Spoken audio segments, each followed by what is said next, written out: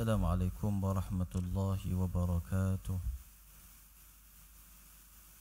Alhamdulillah nahmaduhu wa nasta'inuhu wa nastahdihi wa nastaghfiruh wa na'udzu billahi min shururi anfusina wa min sayyiati a'malina. May yahdihillahu fala mudilla lahu wa may yudlilhu fala hadiya lahu. Nashhadu an la ilaha illallah wahdahu la sharika lahu wa nashhadu anna Muhammadan 'abduhu wa rasuluhu, amma ba'd. Alhamdulillah, kita rafa'kan syukur kepada Allah Subhanahu wa taala. Kesempatan pagi yang hujan ini Allah memberikan keizinan untuk kita bersama-sama menunaikan salat subuh secara berjemaah. Dan dalam kelapangan waktu yang ada ni, insya-Allah kita akan menyambung surah Al-Kahfi pada ayat yang ke-32. Ini kisah yang barulah. Kita dah selesai tentang dalam 4 siri pertemuan tentang kisah Ashabul Kahfi ataupun para pemuda Al-Kahfi. Maka pada kesempatan ini kita akan tengok cerita yang kedua, ataupun kisah yang kedua, yang bermula pada ayat yang ke-32. Jadi dia ada keterkaitan jugalah sebenarnya. Yang pertamanya, dia empat cerita yang kita sebut dalam surah Al-Kahfi ini, kesemuanya ialah tentang Bani Israel. Bukan cerita orang Arab, tetapi cerita tentang kelompok ataupun bangsa Bani Israel di kalangan para anbiya alaihimussalatu wassalam. Yang kedua, kalau kita tengok kisah yang kedua ni, kalau yang masyhur dengan kisah pemilik dua kebun, sahib al-jannatain, kita akan tengok apakah pengajaran dan juga mesej pentinglah daripada kisah yang kedua ni tentang pemilik dua kebun yang Allah berikan kekayaan kepada dia. Kalau tuan-tuan ingat lagi, Allah Ta'ala menutup cerita pemuda Al-Kahfi itu dengan Allah Ta'ala landing kepada Nabi Muhammad SAW dalam konteks dakwah di Mekah, supaya memberi perhatian, memberi fokus kepada sahabat-sahabat yang istiqamah, yang miskin, yang banyak zikir, berbanding nak layan elit-elit kat Mekah ni yang sebahagiannya menawarkan kalau mereka nak masuk Islam, mereka perlu ada kedudukan yang spesifik, yang khusus, yang tak bercampur dengan orang-orang miskin tadi. Itu penutup kita pernah sebut dalam ayat yang ke-28 dan juga 29. Jadi kemudian dalam ayat ni Allah Ta'ala masuk kepada cerita baru, tapi masih ada lagi mesej yang berkait dengan cerita yang sebelum ini. Apa cerita dalam ayat yang ke-32 ini, tuan-tuan? Firman Allah Subhanahu wa taala, "Wadrib lahum mathalan rajulaini ja'alna li ahadihima jannatayn min a'nabin wa hafafnahuma binakhl wa ja'alna bainahuma zar'a." Jadi Allah contohkan dengan kisah ada dua orang lelaki.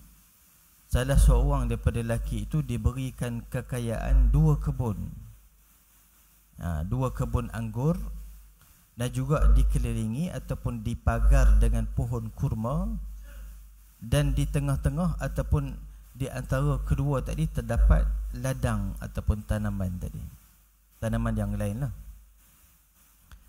Okey, Allah mulakan dengan Allah nak beritahu cara Allah menyampaikan mesej itu adalah bitamthil, dengan perumpamaan. Sebab tu dalam bahasa Arab disebut kaedahnya at-tamthil aqwa mina at-tajrid. Maknanya kalau perbandingan, perumpamaan itu lebih kukuh, lebih ablagh, lebih sampai berbanding benda-benda yang bersifat abstrak, benda yang kalau kita cerita umum, prinsip-prinsip umum ini tanpa dicontohkan dengan apa-apa peristiwa, maka dia kurang berkesan berbanding contoh, misalan ataupun perbandingan. Maka banyak kerap kali Allah menggunakan perbandingan. Dan perbandingan ni asalnya adalah wisdom kemanusiaan, hikmah kemanusiaan. Allah meminjam apa yang menjadi kebijaksanaan manusia itu untuk menyampaikan mesej kepada manusia tadi. Okey, apa cerita dalam ayat 32 ni? Kalau saya nak bagi kata kuncinya adalah jurang ekonomi. Adanya jurang ekonomi di kalangan dua orang ataupun dua kelompok, iaitu satu yang miskin, satu yang terlalu kaya. So dalam ayat ini Allah nak gambarkan apakah terlalu kaya tu, macam mana keadaan kekayaan itu. Sebab sebahagian para ulama sebut, kalau Allah datangkan satu contoh dalam Quran, artinya kalau kerajaan Nabi Sulaiman itulah yang paling hebat. Kalau ada kekayaan, maknanya pada waktu tersebut itulah kekayaan yang paling hebat. Lepas ni kita akan tengok. Maka Allah mulakan dengan beritahu senarionya, hikayatnya, ada dua orang lelaki yang reflection kepada adanya gap jurang ekonomi tadi di kalangan Bani Israel. Salah seorang itu diberikan dengan dua kebun di kalangan anggur. Dua kebun anggur. Kita sebut anggur ni tak berapa nak kena sangat dengan kita, tapi kita nak kena bayang industri di tempat itulah. Kalau kita nak kata pertanian, industri pertanian, jadi buah-buah yang dominan dalam pasaran itu, yang menjadi tarikan masyarakat, yang banyak berlaku ekspor dan import itu, salah satunya adalah anggur. Jadi Allah gambarkan kekayaan sesuai dengan geografi di mana lelaki itu berada, dan gambaran masyarakat di kalangan Bani Israel yang sebahagiannya berada di negara Syam, Palestin, Mesir, Syria. Di tempat itu antara buah-buah yang menjadi, kita kata, tanda kepada kekayaan itu adalah apabila dia memiliki kebun anggur itu.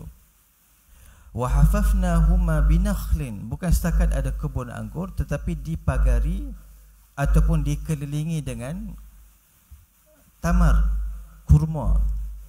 Tempat kita ni tak ada lah. Kalau orang kaya pun biasanya kebun durian lah, musangking kan. Kalau sebut kurma, tamar tu tak berapa nak menunjukkan sangat kekayaan orang tempat kita ni. Okey, wa hafafnahuma itu pun ada makna juga, cuma kita tak ada makna secara umumnya. Dia memberitahu sistem pertanian pada waktu tersebut. Lelaki ini bukan setakat dia ada sumber dari sudut diberikan kekayaan sumber, tetapi dia juga diberikan keupayaan untuk mengurus ekosistem kebun dan juga perniagaan yang dia ada tadi. Wahafafna itu menunjukkan macam mana sistem yang dibina, bersebelahan yang memagari ataupun yang sekeliling daripada pohon anggur itu adalah pohon tamar. Adalah banyak pandangan-pandangan tafsir, tapi secara umumnya nak beritahu sebab apa ada pagar dengan pohon tamar itu, sebab dia nak tackle dua musim. Jadi ada musim sejuk pun dia mendapat hasil, dan pada musim panas pun dia mendapat hasil. Artinya produktiviti itu berlaku disebabkan kepandaian dia mengurus perniagaan ataupun sistem pertanian yang dia sedang bina tadi. Waja'alna bainahuma zar'a, dan juga kami jadikan di antara kedua-dua kebun tamar dan kurma itu, kebun anggur dan juga tamar itu ialah zar'a, tanaman-tanaman yang lain. Maknanya bukan setakat mengutip hasil daripada tamar, daripada anggur, tetapi ada ladang dan ada tanah untuk diusahakan juga hasil ataupun tanaman-tanaman yang lain. Kalau tuan-tuan tengok ayat yang ke-32 ni, apa yang konsisten dalam ayat ni?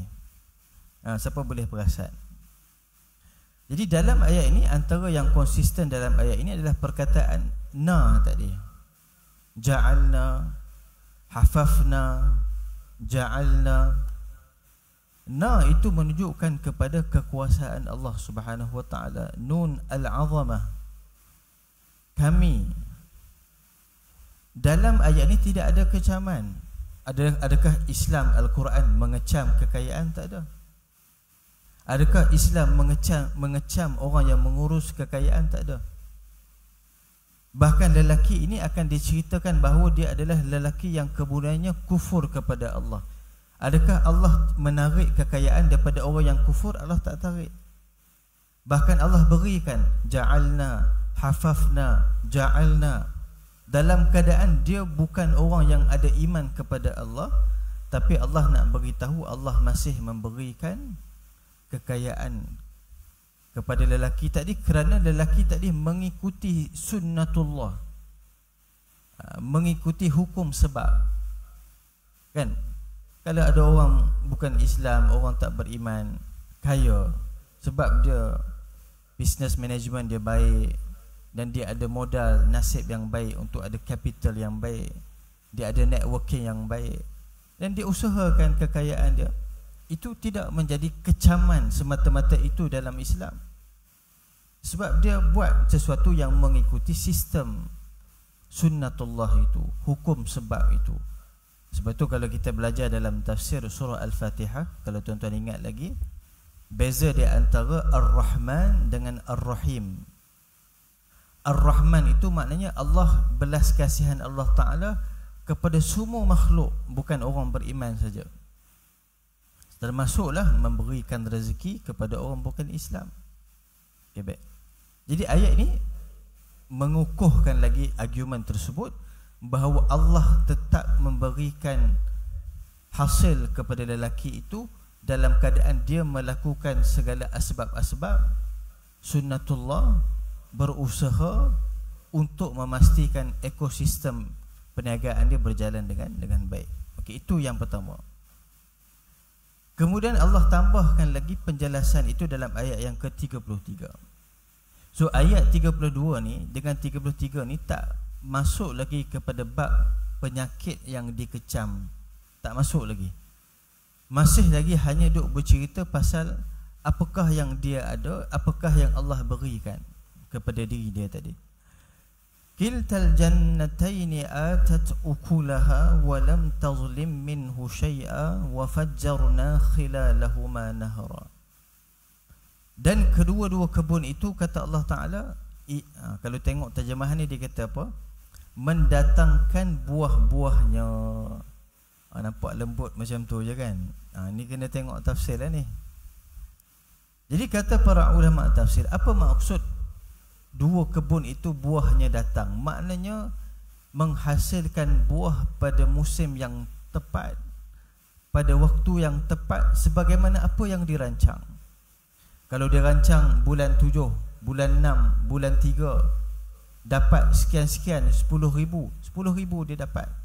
Atat ukulaha, sebagaimana dia merancang sistem dan juga perniagaan dia tadi, maka dia mendapat hasil juga pada waktu yang tepat, pada musim yang tepat, sebagaimana dirancang. Artinya apa?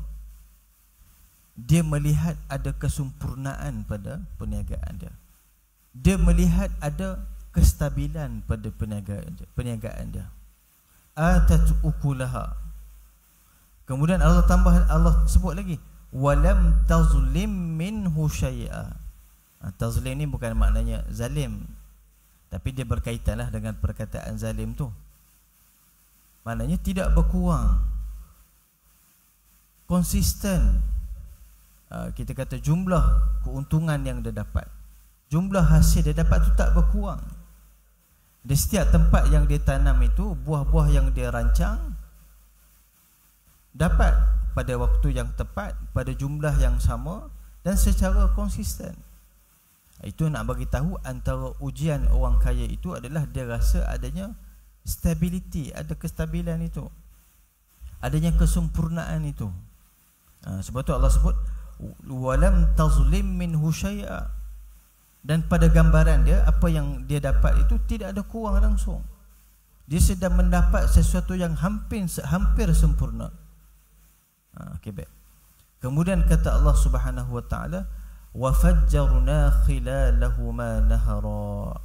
Dan kami alirkan di tengah-tengah itu, antara dua kebun itu, sungai. Artinya lelaki ni bukan setakat ada kekayaan ekonomi dari sudut sumber, tapi dia juga diberikan support sistem dari sudut kekayaan, apa kita sebut sebagai facility ataupun utility dan sebagainya lah, sebab ada sumber air. Ya kan, kita dalam industri kita ni, kalau ada orang tu mungkin dia, contoh dia buka kedai kereta, dia boleh baiki kereta je lah, tapi bahan-bahan alat-alat tu nak kena pergi beli tempat lain. Tapi lelaki ni sumber tenaga, sumber air, dia juga memiliki kekayaan itu. Tak perlu untuk dia pergi ambil daripada pihak yang lain. Allah berikan juga wa fajjarna khilalahuma nahara, untuk mengalirkan, untuk memastikan kestabilan itu. Dia juga memiliki sungai yang berada di tengah, yang mengalir dengan makna sungai yang bagus, sejahtera, tidak sangkut, tidak ada kerosakan, yang menjadi support sistem kepada kebun dan tanaman yang dia usahakan tadi. Wa fajjarna, kami alirkan. Allah masih menggunakan kami. Alirkan, bukan adakan, alirkan.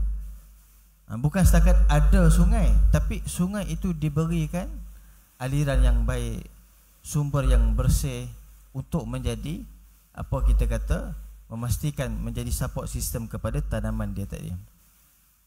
Jadi Allah menggambarkan bahawa lelaki ini berada di kemuncak kekayaan, kemuncak kestabilan, kerana dia memperolehi sesuatu yang bukan setakat banyak tetapi konsisten, bukan setakat banyak tetapi berkualiti, bukan setakat banyak tetapi tidak ada kurang, tidak ada kekurangan tadi. Tuan-tuan bayang kalau orang dapat macam tu. Jadi mesti ada sesuatu. Maulah Allah nak pergi kepada apakah sesuatu itu dalam ayat yang ke-34.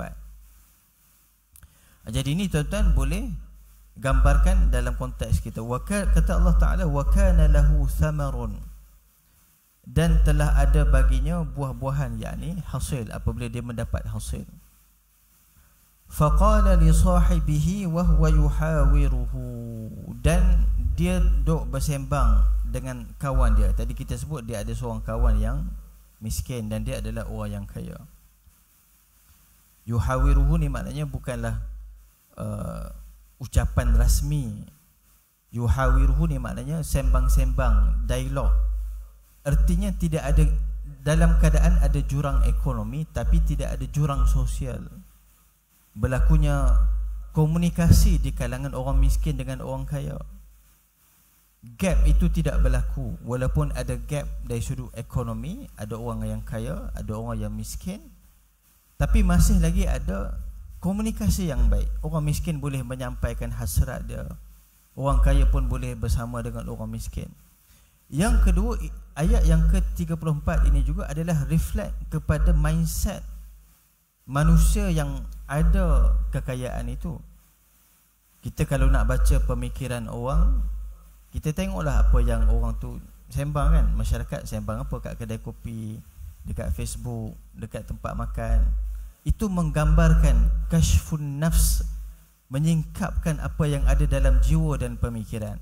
Barulah kita boleh baca orang ni macam mana, apa kesan ekonomi kepada masyarakat, cara berfikirnya, orang susah jadi macam mana, orang terlalu kaya macam mana cara dia fikirnya. Itu kita boleh baca, ada dalam kajian-kajian mungkin ataupun dalam tulisan-tulisan yang tertentu. Jadi dalam ayat 34 ni sama juga, Allah nak reflect kepada macam mana mindset dan cara berfikir orang yang kaya itu, yang reflect dalam aktiviti kemasyarakatan dia sewaktu adanya komunikasi dia dengan sahabat dia tadi. Faqala li sahibihi, dan dia bercakap dengan sahabat dia, wa huwa yuhawiruhu, dan dalam perbualan yang santai, ana aktsaru minka malan wa a'azzu nafara. Tengok level pertama penyakit itu ialah dia, ini level pertama baru ni, dia ada 3 level dalam ayat ni. Level pertama ialah dia mula nampak kekayaan itu menentukan status sosial hidup. membezakan di antara orang kaya dengan orang miskin. Maknanya orang ni tak sama. Salah satu yang menyebabkan kita tak sama adalah status kekayaan. Ana aktsaru minka malan, aku ni banyak harta daripada kamu. Wa a'azzu nafara, dan aku ni lebih banyak pengikut, pekerja, staf, cawangan, macam-macam lah. Jadi penyakit pertama yang dikecam dalam Al-Quran, yang Allah bawa dalam ayat ini, ialah apabila adanya sikap ujub, takabur, dan merasakan kekayaan itu adalah menentukan status kehidupan seseorang, membezakan di antara orang kaya dengan orang miskin. Ya, baik. So ini penyakit yang pertama. Jadi Allah tak mengecam kekayaan, tapi Allah mengecam sikap itu. Tapi yang menariknya tuan-tuan, masih ada komunikasi di antara orang kaya dengan orang miskin. Kita kalau ingat dulu-dululah, saya pun tak berapa nak dulu sangat, tapi sempatlah juga kan. Tuan-tuan lebih dulu lagi dah. Kebetulan kita pun datang daripada kampung. Gambaran kadang-kadang, contoh kita yang duduk Kelantan ni, ataupun yang duduk kampung ni, kita macam ada gambaran lah, tak berapa tepat, tapi ada gambaran kalau orang miskin tu lebih bagus agamanya, kalau orang kaya ni mesti bermasalah. Ni mesti kaki sosial ni, perempuan ke tak semayang ke. Kerana jurang ekonomi itu masih lagi menyebabkan ada jurang di antara masyarakat tadi. Pandangan itu, ada gap itu. Tapi sekarang berubah lah kan. Orang kaya pun duduk masjid, orang kaya pun dah adanya. Ulama-ulama dulu ataupun orang-orang pondok dulu jarang bercakap ekonomi Islam ni. Sekarang dah ada kan. Orang kaya pun infak, banyak sponsor dan sebagainya. Ini sebahagian tempat lah. Tapi kalau kita tengok sebenarnya, mungkin kita akan sentuh nanti. Kalau kita tengok, benda tu mungkin tak berlaku lah kalau dulu kita kata Islam ni masuk dengan pendakwah-pendakwah daripada Yaman. Sebenarnya pendakwah-pendakwah tu juga adalah businessman, orang-orang yang membuat perniagaan. Sebab macam mana nak masuk ke sini semata-mata nak berceramah, mesti mereka bawa juga sesuatu perniagaan. Mereka adalah ada aktiviti ekonomi. Dalam masa yang sama mereka menyampaikan dakwah. Jadi poin kita kat sini adalah bukannya Al-Quran mengecam kekayaan itu, tetapi Al-Quran mengecam sikap manusia apabila diberikan ujian kekayaan itu. Jadi yang pertama kata Allah Subhanahu wa taala, ana aktsaru minka malan wa a'azzu nafara. Dia mula melihat kekayaan itu membezakan status sosial di antara dia dengan kawan dia yang miskin tadi. Kemudian kata Allah Ta'ala, wa dakhala jannatahu wa huwa zalimun li nafsihi. Okey, baik. Ini level yang kedua. Level yang kedua ni nak bercerita pasal rutin. Rutin dia masuk kebun tu dia buat apa? Tuan-tuan, kalau kita jumpa orang yang hebat lah, mungkin tuan-tuan pun dah orang hebat. Kalau saya ataupun siapa-siapa orang muda ni, kita jumpa orang hebat, benda yang pertama kita jumpa dia, mesti kita tanya rutin dia. Kita tanya pagi buat apa, disiplin harian macam mana, bila baca buku, macam mana jaga solat, jaga makan. Mesti kita tanya rutin dia. Sebab manusia memahami bahawa yang menentukan kejayaan seseorang itu adalah disiplin dan rutin harian dia tadi. Maka Allah Ta'ala masuk kepada ayat 35, nak beritahu apakah rutin lelaki itu ni yang menyebabkan dia ada penyakit macam ni, yang menyebabkan dia akhirnya nanti ada penyakit kufur kepada Allah Subhanahu wa Ta'ala. Mari kita tengok apakah rutin dia. Wa dakhala jannatahu wa huwa zalimun li nafsihi. Dia ni kalau pagi-pagi tu masuk office, pergi dekat kebun dia, dia mesti cari pasal buat naya pada diri dia. Zalim ni kita pernah sebut dalam Al-Quran. Kalau sebut perkataan zalim ni, dia ada 3 makna. Yang pertamanya adalah zalim dengan makna syirik kepada Allah. Yang kedua, zalim buat aniaya pada orang lain. Yang ketiga, zalim dengan makna kita cari pasal, buat maksiat, buat dosa besar, maka akibatnya balik pada kita. Jadi lelaki ni Allah dah sifatkan wa huwa zalimul li nafsihi. Okey, apa rutin dia tu yang bermasalah tu? Apa yang Tuhan nak fokus dalam ayat ni yang menjadikan dia itu jatuh nanti tu sebab apa? Kata Al-Quran, qala ma adhunnu an tabida hadhihi abada. Ini antara rutin dia.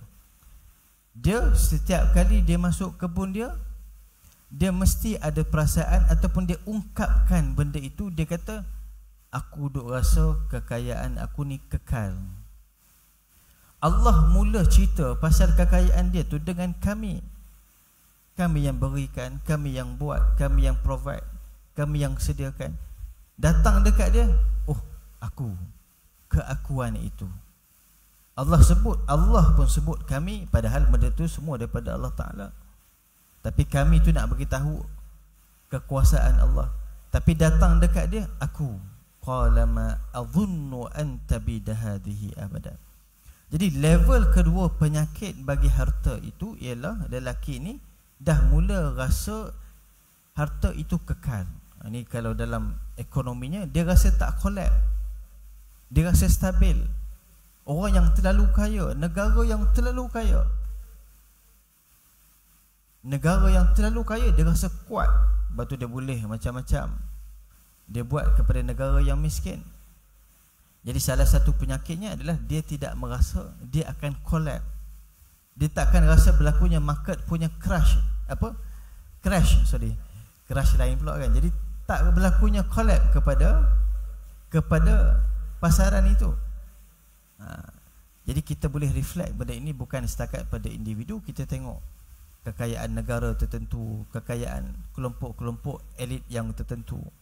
Allah sebut kat sini, qala ma adhunnu an tabida hadhihi abada. Ini penyakit yang ada, yang boleh akhirnya memberikan kebinasaan kepada diri dia tadi. Qala ma adhunnu an tabida hadhihi abada. Jadi rutin itu akan, sebab tu kita kata kita ni mati dengan husnul khatimah. Betul?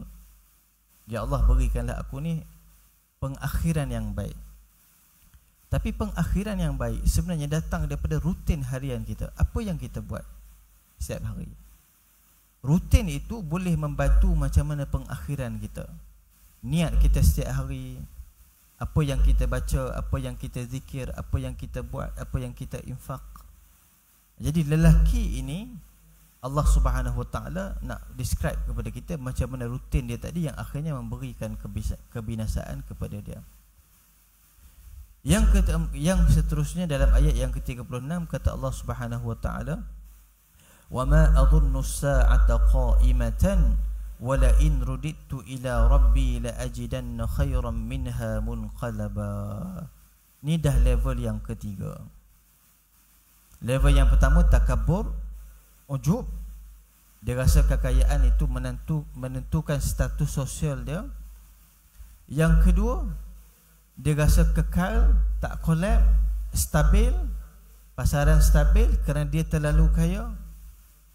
Yang ketiga, dia sudah masuk kepada sifat kufur dan menafikan konsep pembalasan. Apa kata dia?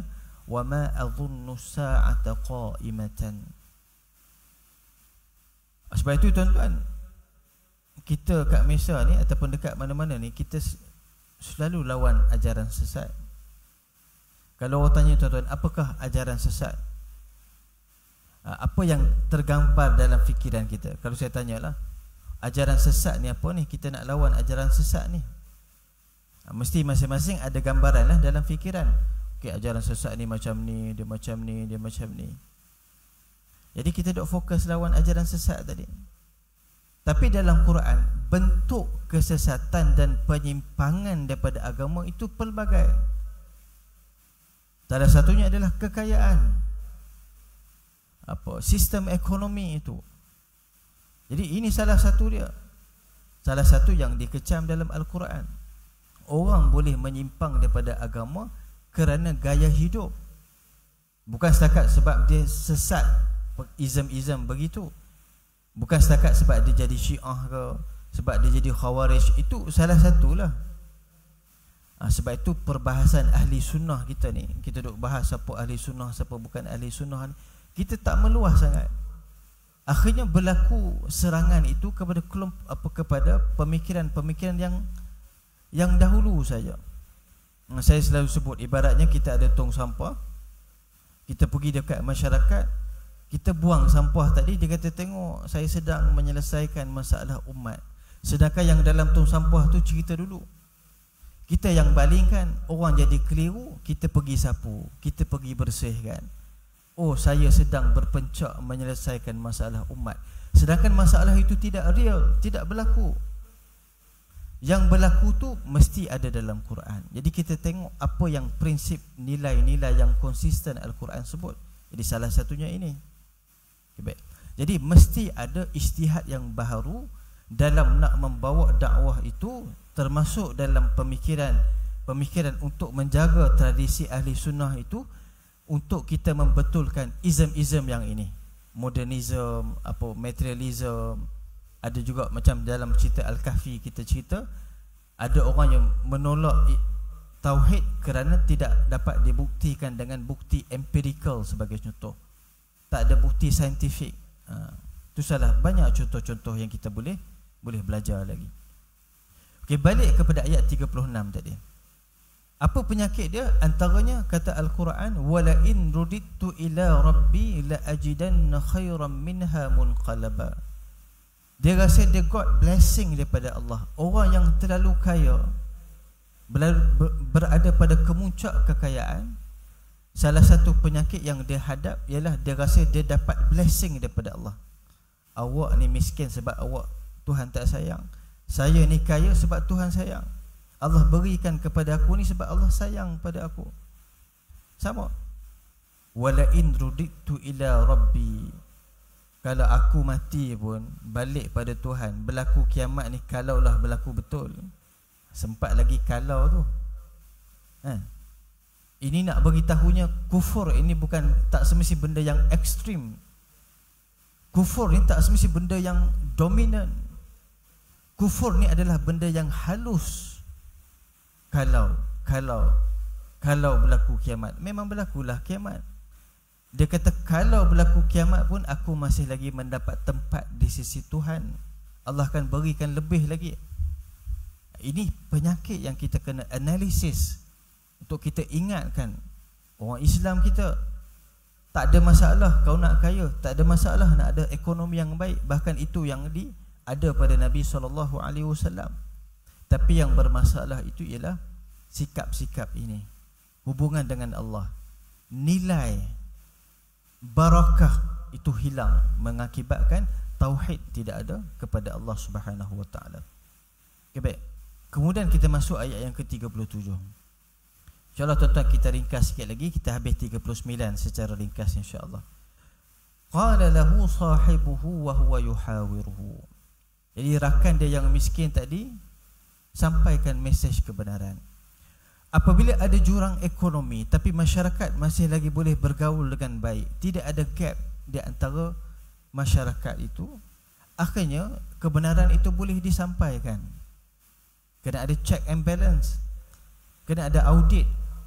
Orang kita audit mungkin dari sudut keuntungan, kestabilan ekonomi. Tapi antara audit yang tidak diberi perhatian adalah audit pada nilai ekonomi itu. Adakah masih ada nilai tauhid? Adakah masih ada nilai-nilai keberkatan? Jadi lelaki ini, sahabat dia yang miskin itu memainkan peranan. Qala lahu sahibuhu, dalam jurang yang ada, dia menyampaikan pergerakan ekonomi, pembangunan ekonomi itu mesti dipadankan dengan nilai tauhid kepada Allah Subhanahu wa taala. Akafarta billadhi khalaqaka min turabin thumma min nutfatin thumma sawwaka rajula. Adakah kamu nak bawa kita punya pengurusan ekonomi ini yang ada pada kamu itu kepada nilai yang kufur kepada Allah? Hilang tauhid, hilang keberkatan. Sedangkan Allah yang menjadikan kamu daripada tanah, air mani dan sempurna. Kamu buat bisnes tu datang daripada tanah, ada sumber air dan sempurna hasil kamu. Dan Allah juga menjadikan kamu ni daripada tanah dan ada air mani, dan kamu jadi lelaki yang sempurna. Ada perbandingan, ada kebijaksanaan dalam penyampaian mesej itu. Apabila dikaitkan dengan penciptaan manusia. Sebab nak bagi fokus lah, penyakit itu penyakit kemanusiaan, bukan penyakit kelompok, bukan penyakit orang, bukan penyakit kumpulan tertentu. Sama kita juga zaman sekarang. Berlaku masalah masyarakat, oh ni geng ni, kumpulan ni, yang ni negeri ni, yang ni kumpulan ni, ni. Kita melihat terlalu asabiyah itu terlalu melekat. Kita kalau datang orang sembahyang tempat kita ni, tengok cara sembahyang ni, ni kumpulan ni. Tak pernah terfikir dalam fikiran kita, ni masalah dia tak mengaji sebagai manusia, mungkin ada silap. Balikkan masalah itu kepada kemanusiaan itu. Jadi apabila manusia yang bermasalah itu manusia. Betul, Al-Quran menyelesaikan masalah manusia. Banyak disebut alladzina amanu, alladzina kafaru. Allah tidak mahu ikat penyakit itu kepada kelompok tertentu, supaya yang diubat itu ialah penyakit kemanusiaan. Sebab itu lelaki ni dia tak kata geng kaya ni masalah terus. Kawan dia yang miskin tak kata ni masalah orang kaya ni. Kalau sebut macam tu, trigger lah juga. Tapi kawan dia kata ni penyakit kamu manusia yang kufur. Allah cipta kamu sebagai manusia, kamu yang bermasalah. Itu lebih adil dalam menilai sesuatu dan memberikan perhatian kepada sesuatu tadi.